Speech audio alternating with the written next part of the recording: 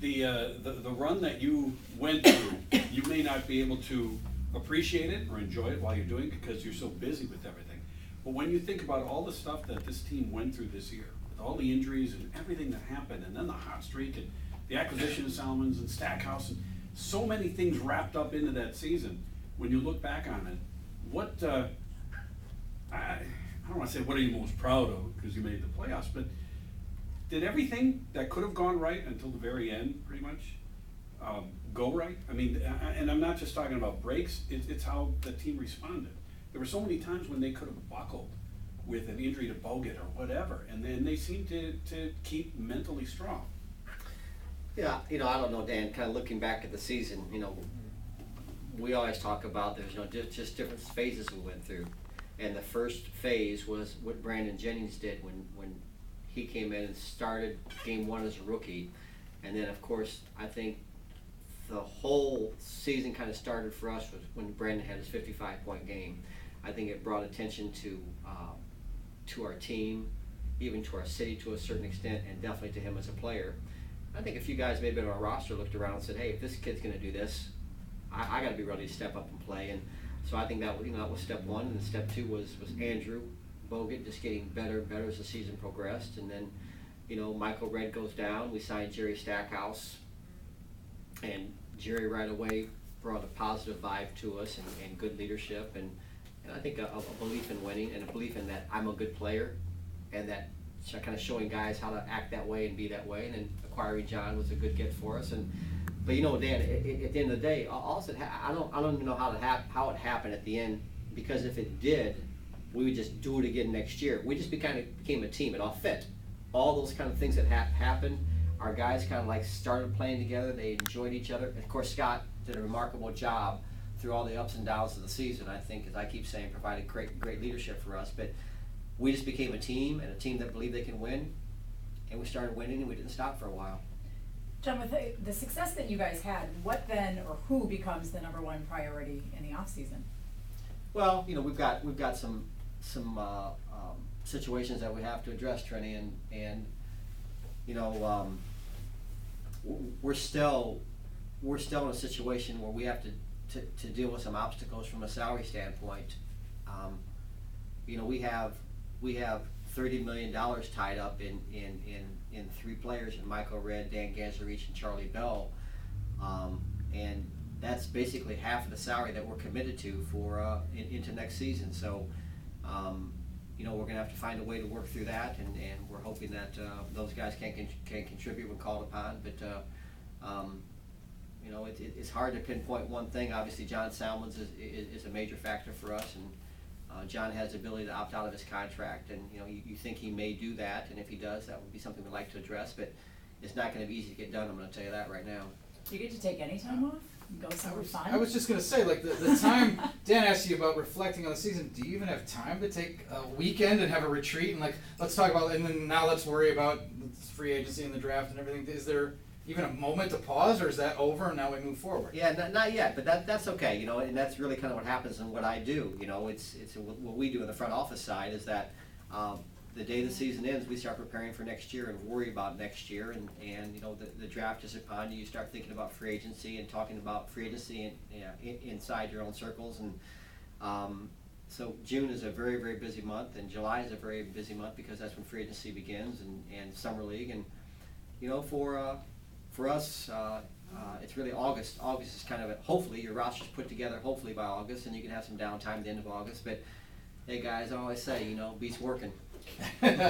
When you think back a year ago at this time, what we were talking about on the show, what do they do with Charlie Villanueva and Ramon Sessions? And is Michael Redd going to come back? And how about Richard Jefferson? And how drastically everything changed, the roster from a year ago to where it is now. I have a feeling you can't change it as drastically this year, but it could change pretty drastically from what we saw in the playoffs, right? It could. Only thing that we're hoping to do is move forward and say, we have at least three key pieces that we see are building blocks. Because initially it's like, what are we hanging on to? We struggled for a few years here as an organization, and our point is, if we can have success, let's have some success and find some pieces to build with, and I think we have a few pieces like that, and those are guys that we hopefully we can call keepers and move forward with them and grow around them. Now, you mentioned how busy it is this time of year. There's not really an off season. You've started the process of bringing guys in, draft candidates to bring in for workouts. Yesterday you had 2 batches of them in, and I was asking Dan off the air, one of the things I wanted to ask you is, what can you glean from those about a player that you can't glean from watching them play a college season? Or what can you, are there interviews that go on there? What do you look to gain from those workouts? Because you hear sometimes like, well, this guy didn't work out well in Portland, or he didn't, some guys, they have off days even during this little tour, they can be tired and seeing a lot of teams and stuff. What is gleaned and what do you look for from those sessions? Well, it can definitely be a part of the process and an important part of the process, depending on the player in particular too. Because if you think about this, if there's a junior or senior player, especially let's say a senior player, you've had a chance to watch a guy like that for 4 years. The individual workout may not mean as much to you, but if you're talking about a guy who's been in college for a year or maybe 2 years, it's an important time, and it's an important time to spend time with him, watch him. You're getting a chance to see him in a different environment, watch his individual skills. We can go up to 3 on 3 on the floor. We can't have any more than 6 players on the floor at one time. But and also another key point is NBA coaches don't get a chance to go out and see college games. Obviously, with their schedule, they're just too busy. So a chance for Scott Skiles and his staff to see these guys, lay their eyes on them, and evaluate them to the best of their ability. But you're right, we do psychological profiling while they're in. We'll do interviews with them, spend time with them, and a get-to-know-you process. And so it's just one more step in the process, but it can be a very, very important part of the process. Do you throw them any curveballs, like borderline hazing, just to see how they react in situations, like, give them a card with, the wrong directions, like have to take a wrong turn, to get to see if they can find their way? Or do you do anything like that built in just to see how they respond? Yeah, I think some of that could take place, but it's just the thing nowadays is with the social networking.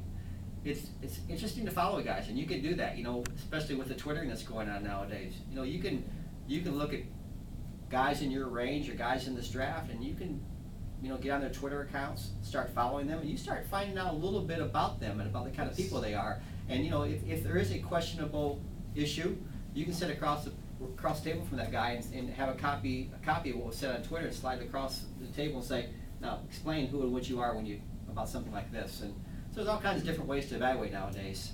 It's a job interview. Yeah. You get right down to it, that's what it is. It's interesting, before the NFL draft, so much is made of the mock drafts and the draft experts and all of that, and rarely does it fall that way. And I'm looking at a lot of mock NBA drafts, and it seems like basically there's 12 or 13 guys that almost everybody has in the top 10. And after that, it's just wide open. So here you are last year. I don't think the draft fell the way you thought it might for your position, but at 15, it's got to be really difficult to think who is going to be there when you do pick. It is, and we all say this, that we're guilty of this, that, when you have the 10th pick, you always feel sorry for yourself and say, well, the draft ends at 9. And now at 14, we say, well, the draft ends at 14 or 15, we're getting at 14.